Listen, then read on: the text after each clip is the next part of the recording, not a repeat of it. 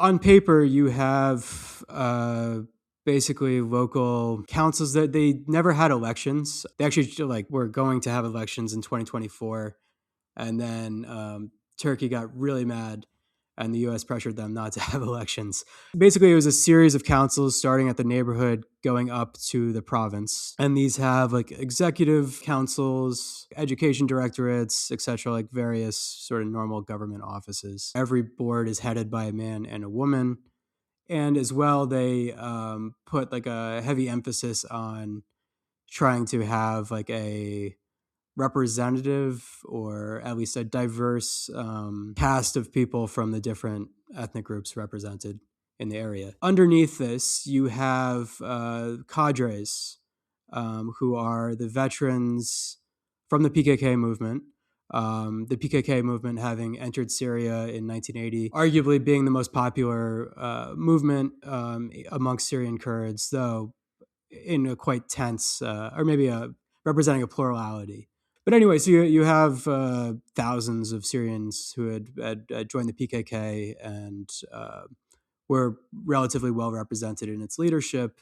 When the war started, a lot of these people went back to Syria. The political party, the PYD, which is essentially the local affiliate in terms of a political party for the PKK, and they went about creating the YPG. I think of it as the autonomous administration. It has this sort of Murray Bookchin local government or local democracy, municipal socialism, sort of this anarchist outward-facing appearance.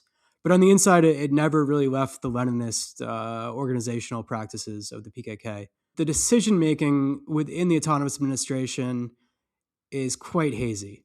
So essentially, you had this public-facing body, you had the cadre system, and then when the SDF expanded into Arab areas by way of the anti-Islamic State coalition, they made various alliances, largely with tribal figures. And this is basically what every other actor in the war did as well. The Assad regime, Islamic State, Jabhat al-Nusra, like all these groups had like sort of their own tribal policies where they allied with certain figures. So the SDF did this as well, and within their civilian administration, the autonomous administration, you had certain tribal figures represented within the local military councils. Part of the problem with this is that tribes in Syria are quite fractured. So in a way, the SDF relying on these on tribal figures to ingrain itself within the local political scenes didn't really mobilize society, and if anything, it sort of took previous grievances and like cast them in a new light.